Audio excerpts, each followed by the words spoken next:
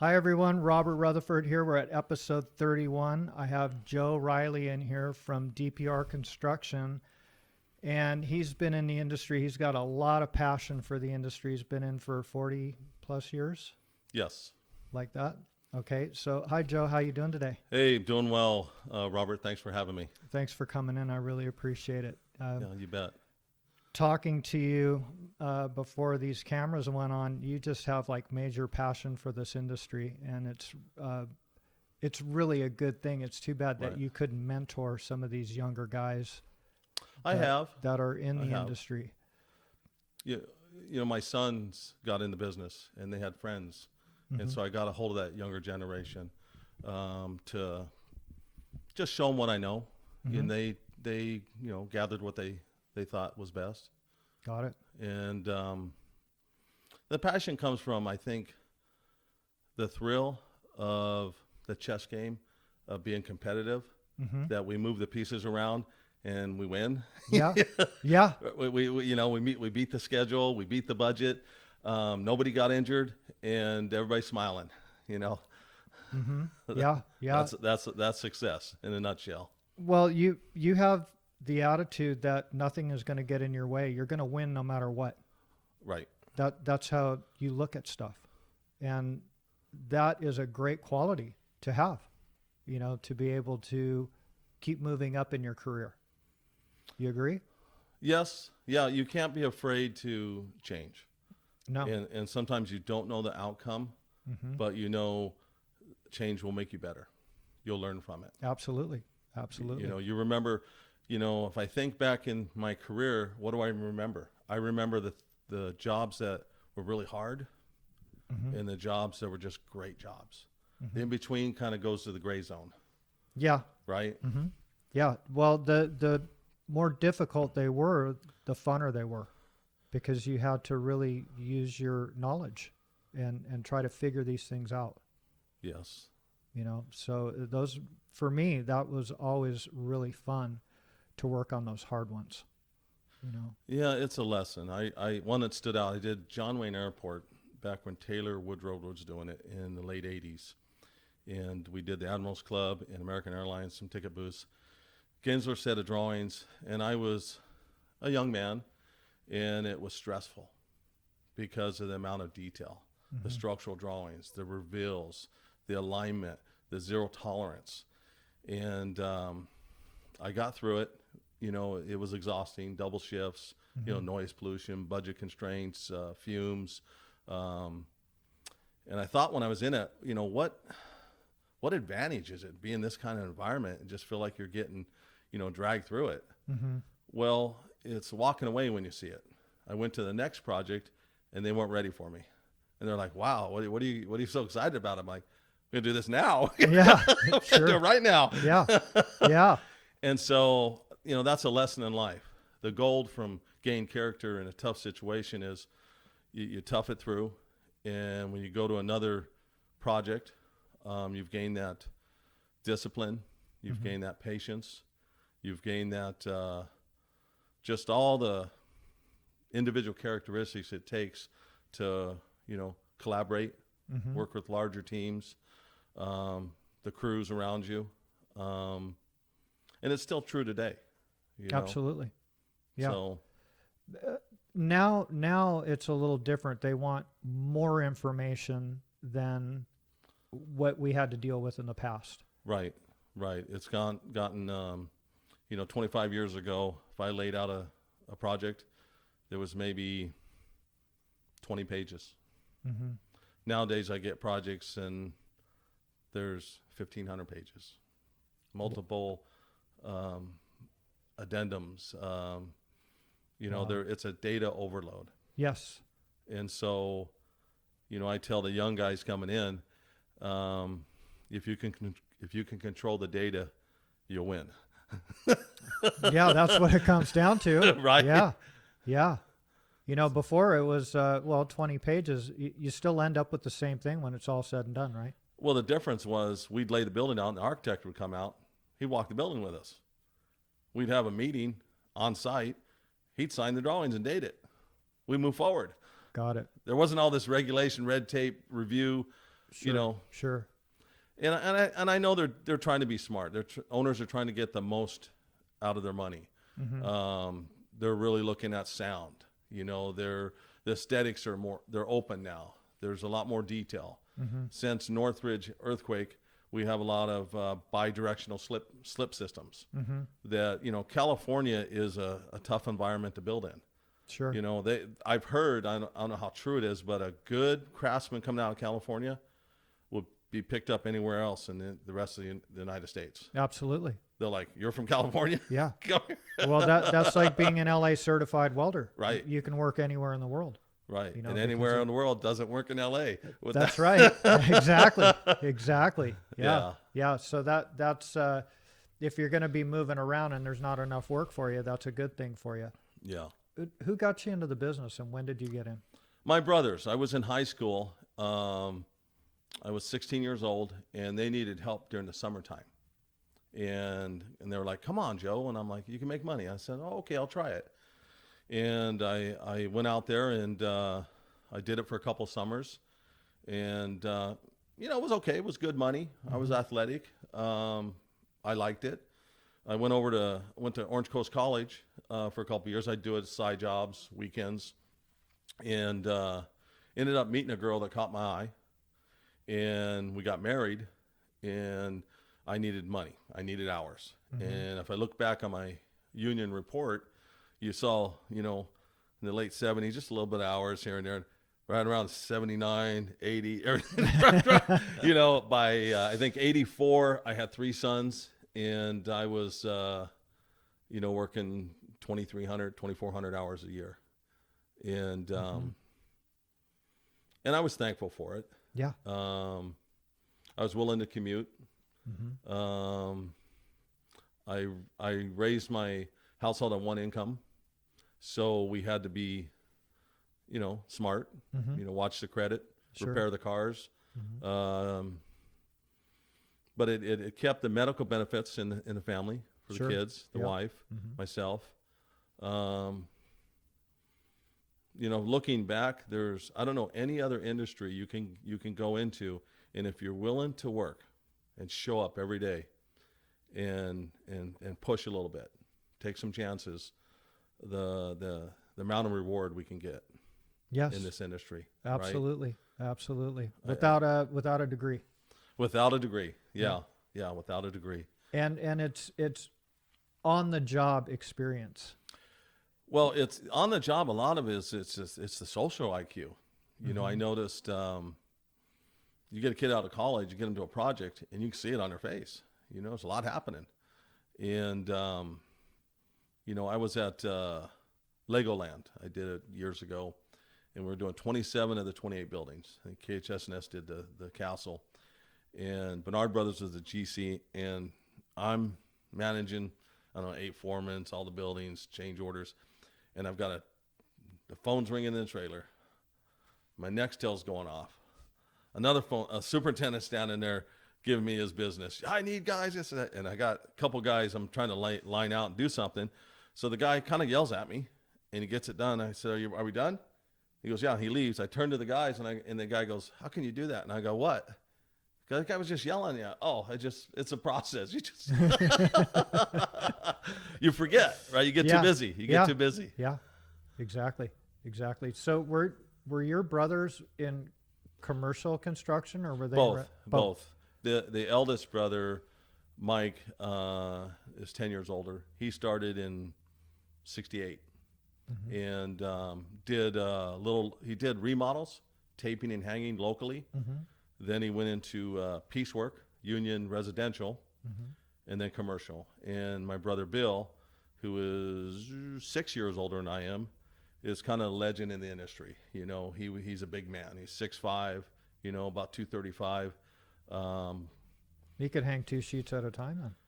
He can move 2 sheets at a time, but he could hang 8-foot ceilings from the ground.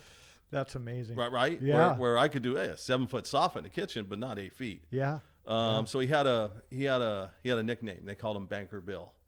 And back then they were building so many homes, you could, you know, if I did so many, say I did 3 homes and it was worth say $500, let's say Bill would do 7, and he'd only turn in 3 this week, and he'd catch the other 4, and he'd be on another job. He'd bank because he would drive. Back then they didn't have routers, they didn't have screw guns, and we used wooden hickory handles with an axe head. We call them plums, and they came in 17, 19, 21, and 24 ounce. He drove a 24 ounce. Jesus. Right, which your tempo goes off when you're working with someone like that, because he goes set, sink, and I'm over there going set, sink. Oh, damn. But it's commercial. I loved commercial because the mental challenge, and I still love that today. That you can look at a project, understand it before anybody usually, and understand where the pinch points are, and successfully, set it up for the cost and the execution, and it works. That's I'm finding out not everybody can do that. Well, you have the experience, so I mean, and you ran jobs, right? So you had that type of mind where you didn't have tunnel vision, right? You were looking ahead. You're always looking ahead. To a lot of guys in the industry think, well, I can't wait to run work. I can't wait to be the superintendent and not really do anything. They don't realize what it takes. Right. They're not there yet. Exactly. Because the misconception is when you get in this business, you're like, well, I can't wait to get to a certain point, and it's going to be easier. No. It's a lie. It just gets harder. It's an illusion. Harder. It's an illusion, right? It is. It's just harder. Yeah. And so, it's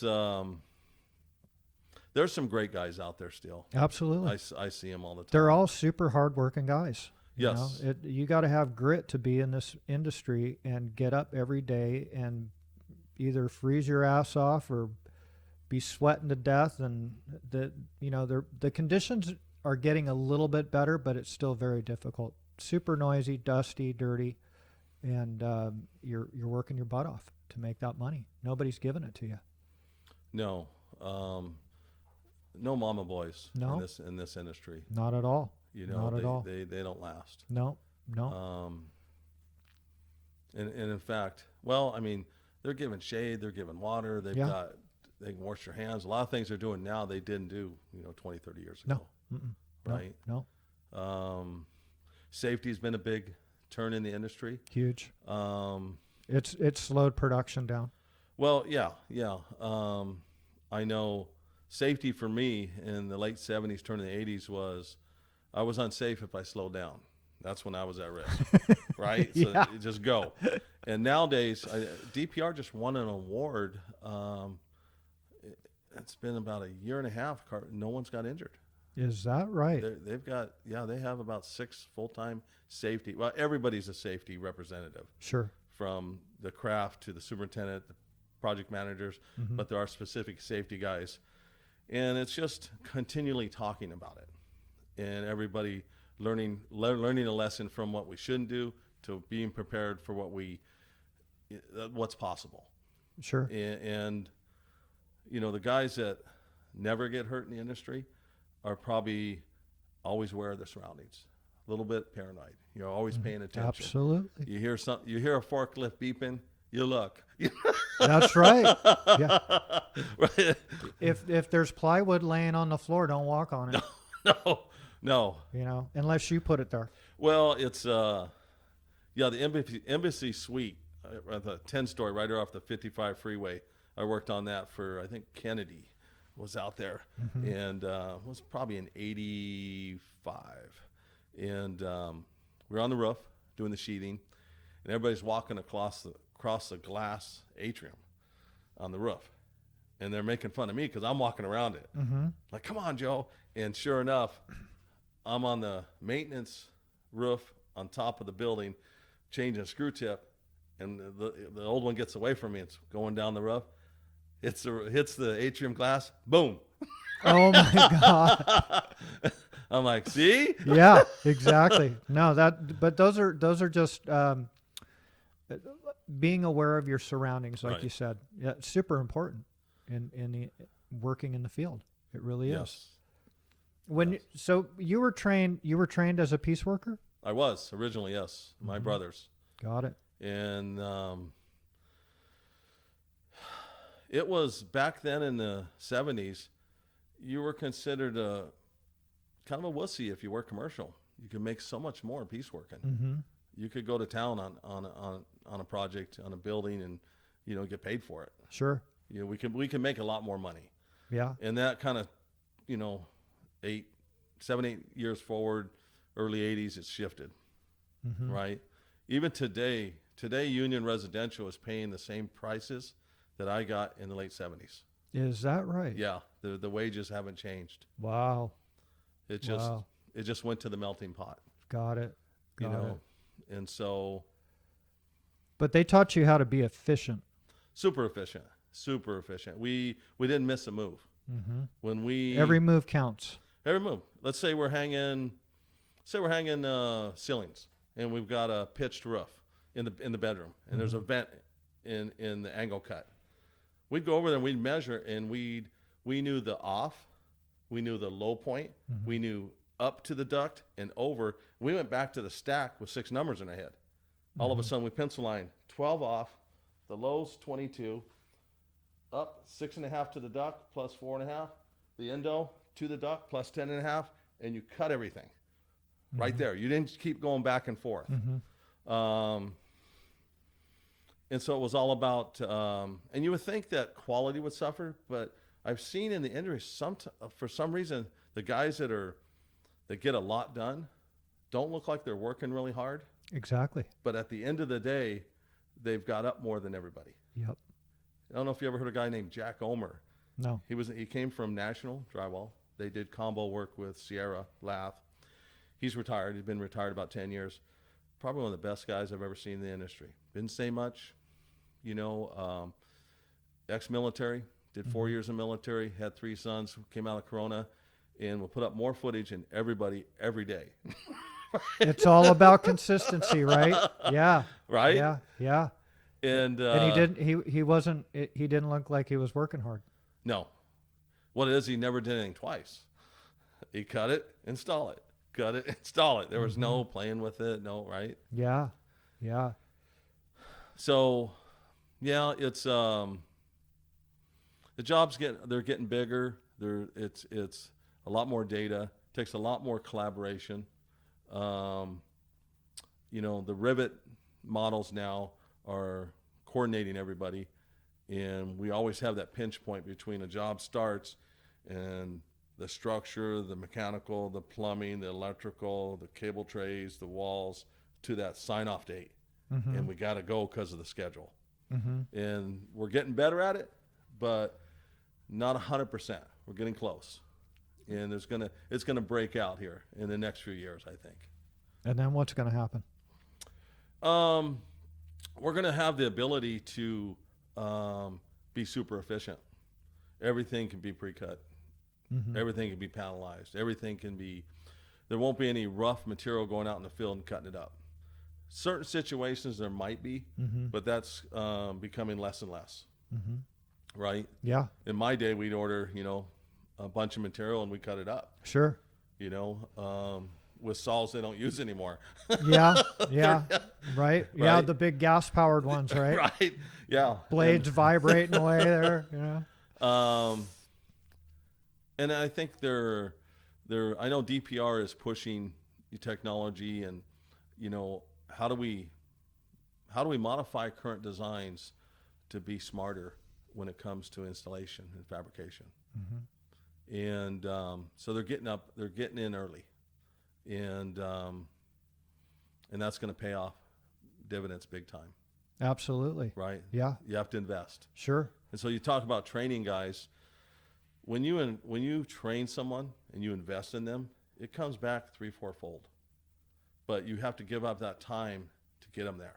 Yes. Right? Yeah. And so some of the complaints I've heard from guys in the field, they go to train an apprentice and their superintendent takes them to another job.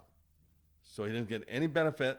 He knows where the guy was, even though he wasn't complete, and he gets pulled.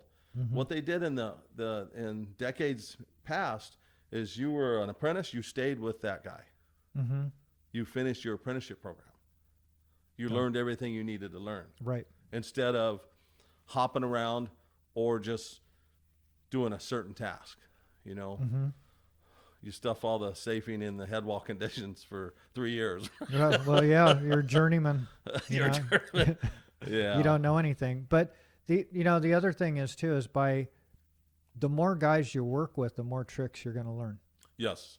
Yes. So to bounce from one journeyman to another, like 3 journeymen in 1 week, may fog them a little bit. Right. But if you work with a lot of guys, you're learning something a little bit different the way that they do it. Yeah. Well, you can learn with your eyes. Mm-hmm. You can learn with instructions.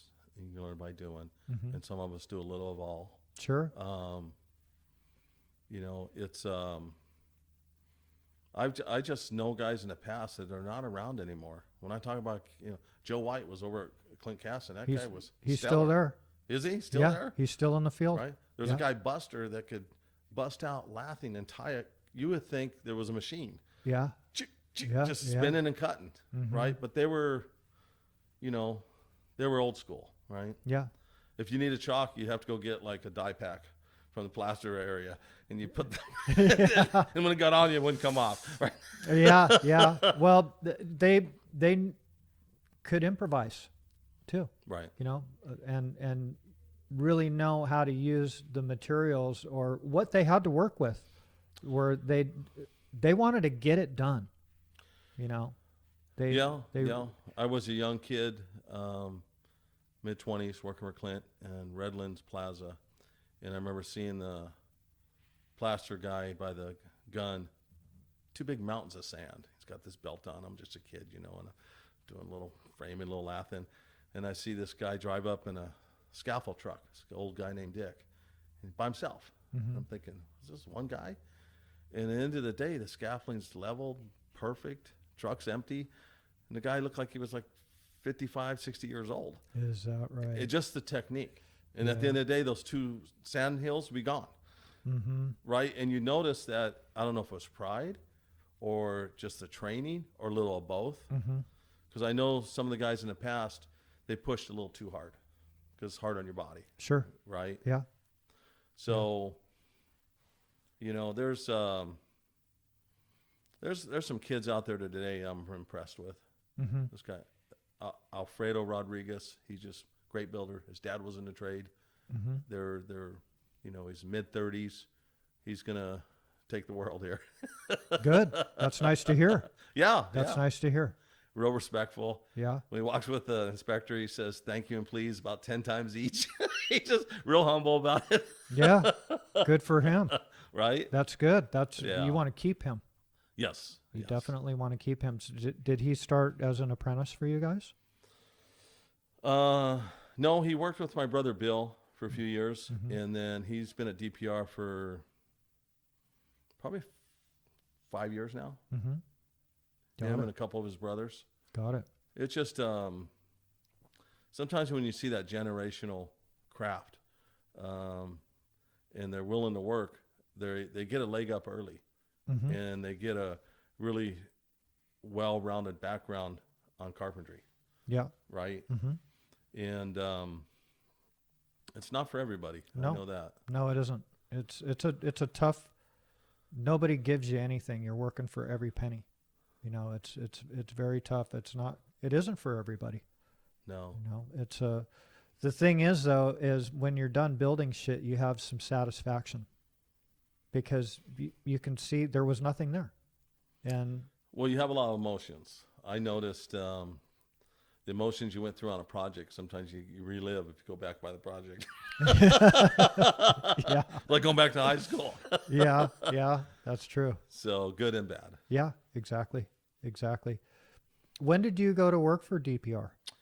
When I go 5 years ago, next month, I think it's be May 17th, 2015. And you started there as a superintendent. They hired you? I did, yes. For the self-performing division. Self-perform. I was going to work with James Atwood. Got it. And they were growing. Mm-hmm. They're going through a lot of growing pains. And I was there probably about, in that position for about 2 years. And James had a pretty good handle on it. Mm-hmm. You know, he didn't want to let go of anything. He'd been there 20 years, and they needed help in managing. They noticed on my resume, hey, you've managed jobs. Mm-hmm. And I'm like, oh, okay. And I ended up being a senior project manager for about 2 years. Mm-hmm. And then I went in the office one day, and my son was already in there estimating. I sat down, started estimating, and they're like, we wanted you managing. I go, well, but I want to estimate. So they're like, all right. And so now I've been estimating in the office for, I don't know, year and a half. Mm-hmm. Different challenge. You touch more projects, and you know, I prefer estimating in a controlled environment more than driving around Southern California. You can't drive too much, man. You know what this traffic is Right, all then you gotta about get here. up at 2:30 in the morning. Exactly. Yeah. Yeah. So you're working out of the Newport Beach office? Yes. Got it. Now you had mentioned something that you're doing pre-construction as well. Well, pre-con is where we're looking early budgets, conceptual projects, Mm-hmm. and we'll look at them several times before they develop, right? And Sure. we might have them for about a year. Got it. And they'll come out with a 25%, a 50%, 75% until you get to that final construction set. Got it. And so we're able to give them a consistent budget and avoid any trap holes, design discrepancies. And so, yeah, they've been growing to a point where I think they've doubled in administration since I've been there. Is that right? Yeah. Wow. I think the industry demands it right now. Mm-hmm. I Yeah. think- Well, you said 20 pages to 1,500 pages. Somebody's got to read that shit. Right. So it's that creates jobs, right? Yes. You know? Yes. People collecting the data. Yeah, Right. exactly. Another thing that we were talking about too is you really took on to this computer stuff very early. I got lucky. My youngest son was into computers when he's like 9 or 10 years old. And I drive him and his friends to LA Fairplex to get computer parts. They'd be buying motherboards and overclocking their CPUs, and they were gaming. They do LAN parties where the kids would show up at my house with a monitor in front of them, ready to come inside, and they'd go plug in and Yeah. game it. And I was doing a Hyperion treatment plant at the time. I remember that in the early 90s, and I was getting bombed. A lot of paperwork. Mm-hmm. And my son said, Dad, these computers are secretaries and filing systems. I'm thinking, what do you mean? He goes, well, it stores all the data for you, and you can recover it, right? Mm-hmm. So it gets me thinking, and I used a bonus that year, and everybody said no, and to buy a laptop. Then as I mentioned earlier, I bought a book, and in the book had a CD with formulas, and I shot like a rocket. Back in 94, 95, coming out of Lotus. And first thing I learned to do was in Excel, I could duplicate any document, make it interactive in about 10 minutes. You got an RFI, you got a daily report, you got EWA, what do you got? Material. And I would start tracking jobs. And I got good at tracking jobs because people would mislead me. I'd be making 27% on a job, and they're like, oh, we're barely making it here. I go, what are you talking about? Call the supplier. I know what the material is. I tracked all the daily reports, and then they get quiet, right? And I wanted to be an estimator. And back then when I thought I was proficient enough, they were only looking for senior estimators. And so, you just got to keep pushing. Nobody wanted me to be an estimator because they knew I could build buildings. Mm-hmm. Right? You were valuable. Yeah, they were like, Joe, you're at top pay. You can build these buildings. Yeah. We'd rather have a college kid teach him. Mm-hmm. And I go, well, I can go through all the scope and understand. And I kept pushing, and it came. It just took. I left that company, went to another company, and they were all excited. I pre-cut a 10-story building. They're like, where'd you come from? And I said, hey, I got an interview with another company. I'm gonna be an estimator. And they go, well, we're not looking for one. I go, I understand. I'm leaving. And they're like, and they took me into the office rather than lose me. That's kind of how I forced the situation. Not. It's only because I wanted to, right? Sure. I was done. You get a little burnout sometimes if you do it after a couple of you need a different challenge. Absolutely. And Well, you wanted the easy way. Well, yeah. Um, yeah, and it's a ride. It pushes you to the limit, Yeah. right? But the thing is, you you were in your 40s when the computers came out. When you got I was 35, 35. Got it. So right? Because I'm 60 now, so yeah. And back in '94, I would have been 34. you were interested in the computer thing, obviously, before you Well, got one. yeah. That's what. Yeah, I saw what it could do, Mm-hmm. and I thought I need to get organized at work. And so I got a little Toshiba. I did some research, and they supported 35% of the industry. They could take the most dust, the G-Shock, the heat. It was really durable. Yeah, yeah. 12-inch. And then I got a Canon BubbleJet 80, which was a portable printer that can run off an inverter. And you put an adapter in there and it becomes a scanner. So I'm running around job sites in the mid-90s. No one else got a laptop in the building. No. I'm plugged into a scissor lift, scanning invoices and dropping them into my files, right? Wow. Wow. So Yeah. it was funny. I was my first job. I thought, okay, I'm going to show off here. Back then, you plugged in the computer to the phone jack, and it would dial in. Yeah. And so I duplicated the time cards, and I'm sending time in on a big job for my first time. I'm thinking, man, it's going to come through on the other side all clean. Sure enough, PM calls me. We're not paying you to learn and play on your computer. You need to send it in like everybody else. So I printed them out, put them in a fax machine. There you go. And then, and a year later, all of a sudden they saw the difference. And I ended up going to another company just for challenges. Good for you. So I think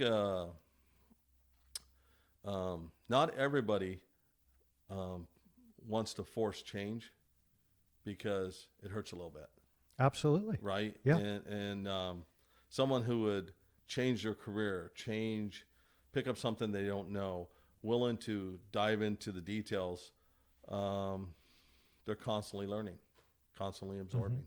Yeah. They're critical thinkers, right? Sure. Sure. At that time, I didn't understand. I don't think I understood the payoff. I didn't know at that time. I was just trying to solve a little problem I had Sure. on some of the bigger jobs. Yeah. Right. Yeah, And then yeah. all of a sudden it made me someone who knew how to build and run a laptop, which now I could be an estimator. I Yeah. could be a manager. I could be owner of a company. Yeah. Right. Yeah. Exactly. Exactly. Well, you had an open mind. And Yeah. Well, it's controlling the data. Right. Yeah, but there's that whole world was brand new to construction. We're a caveman society, and We're the last frontier, aren't we?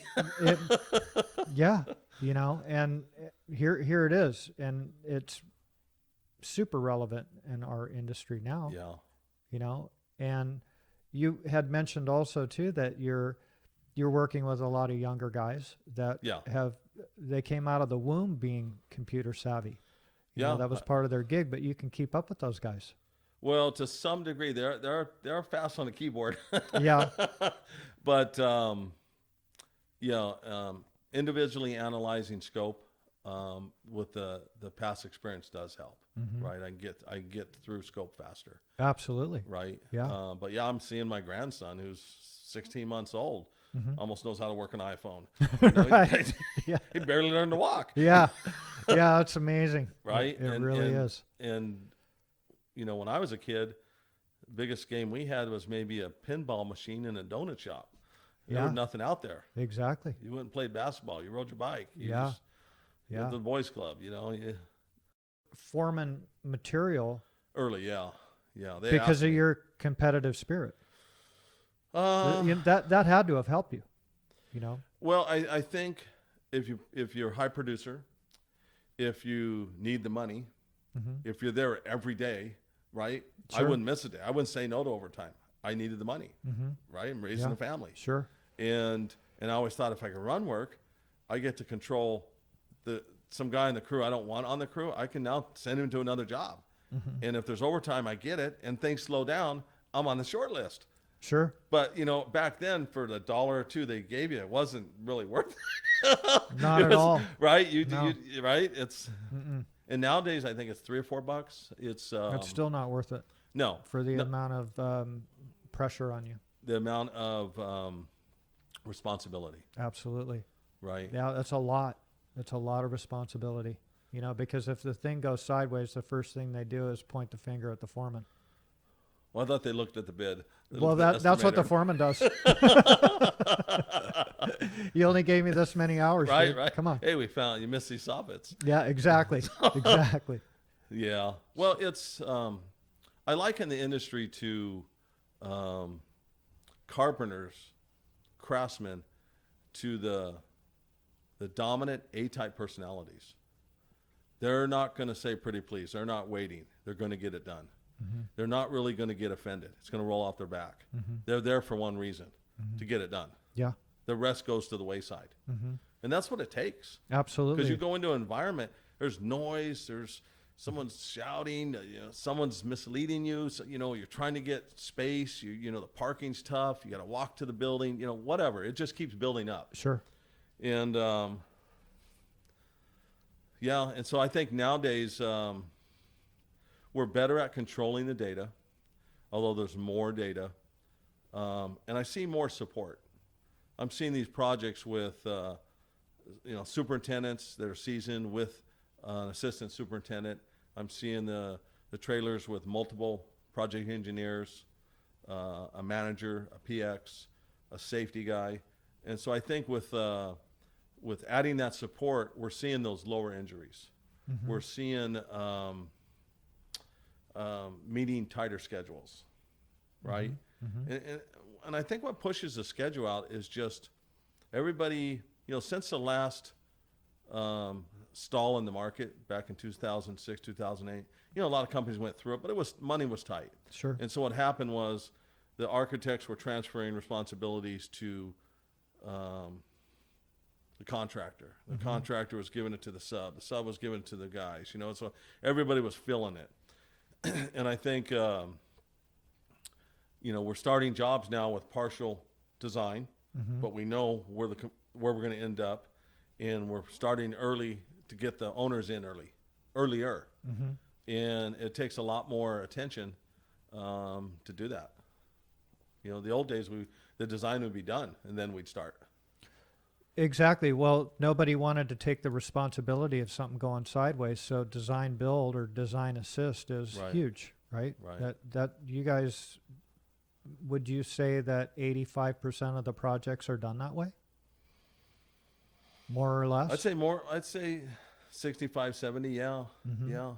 Yeah. Um, And the advantage for you guys is you're controlling a lot of, the drywall and framing is a massive scope of work on these projects.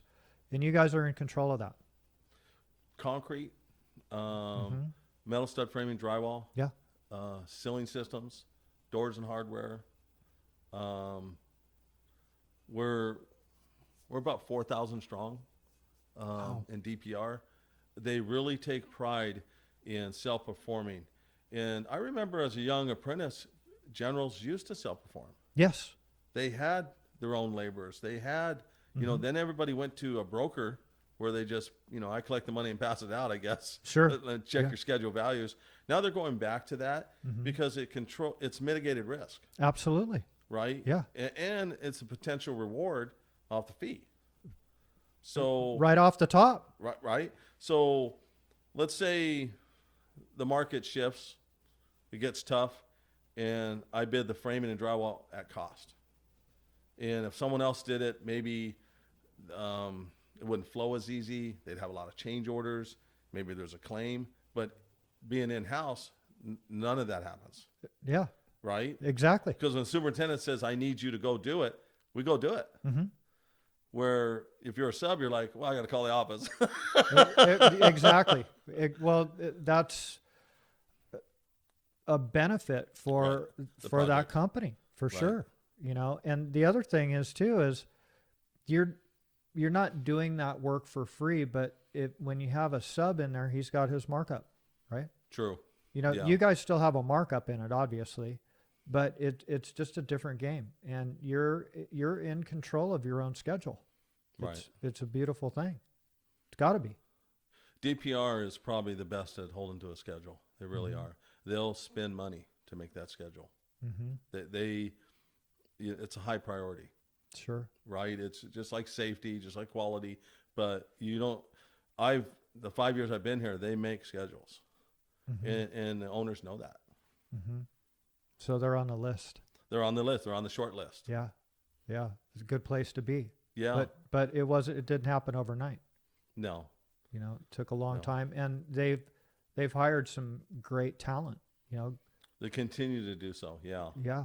You know, Yeah. getting real quality guys that in a huge spectrum. So they're getting young people in there, right? Mhm. But they're getting guys like you in there as well.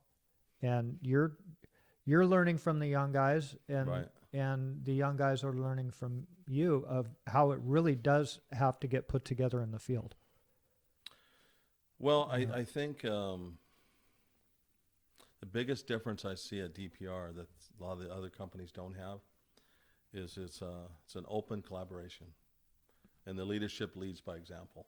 Mm-hmm. And so, always knew if everybody's genuine and we're all pulling together, we'd be the A team. But we know in most organizations, you're dealing with human beings Mm-hmm. that misstep, or they want the recognition, or it's personal pride, Mm-hmm. and they've got the rules, level platform, everybody has a voice, let the information win. If something goes wrong, there's a process you can go to correct it, which a lot of companies don't have. Mm-hmm. You just grin and bear it. It's a corporate hierarchy, and the guy's been there, 15 years, and Mm-hmm. that's the way it is.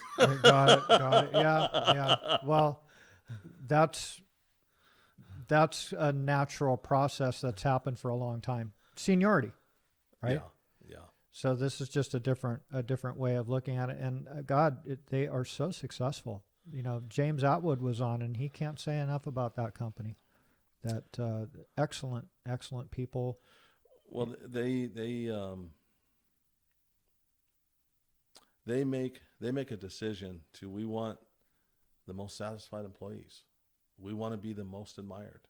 We don't want any injuries. Mm-hmm. And so they target goals, and they keep measuring themselves to get there. What I like about DPR, they measure you too. You're not hiding anywhere. They Mm-hmm. measure everything you're doing, everything you're touching. Mm-hmm. And if you're high performer, it's a good thing, right? Sure, If yeah. you're not, you're going to, it's not. But they don't micromanage either. And that's what I really appreciate. Mm-hmm. Let's say I'm coming in the morning and I sleep in half hour, 45 minutes. Instead of getting there at 7:30, let's say I get there at 8:15. The phone doesn't ring. Nobody's, where are you? They're all like, yeah, you just, put in your 8 hours, get, Mm-hmm. stay up with the workload. Yeah. You're good. Yeah. Most companies aren't like that. No, that's but that's part of. How about the guys in the field if they show up late? That's a different deal. No, they have some understanding. I've heard people, remember I was a general superintendent, like, well, let's not jump to a conclusion. There could have been death, could have been family illness. We don't know. Mm-hmm. Let's talk to the guy Right. first.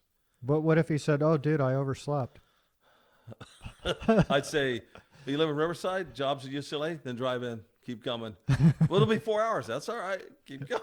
Yeah. Hey, guess what? We had to shut down early today. You can go home. Yeah, there's a meeting Friday at 3. You got to be to it. No, I think that's like anything in life is, one-off here and there. Sure. It's life. Absolutely. You just don't want to be doing it every Monday, No, right? hell no. Right. Exactly. So, yeah, it's they have a goal right now to be the most admired company by 2030, Wow. and that's a big goal. It's you're a tall talking mountain. Disneyland, you're talking Microsoft, you're talking Wow. right, Yeah. and they're gonna make it. You have good things to say about them too, man. That's I do. awesome. Actually, I do. I mean, they have leadership there that I'm so impressed with. Mm-hmm. I don't think I'd ever want to leave.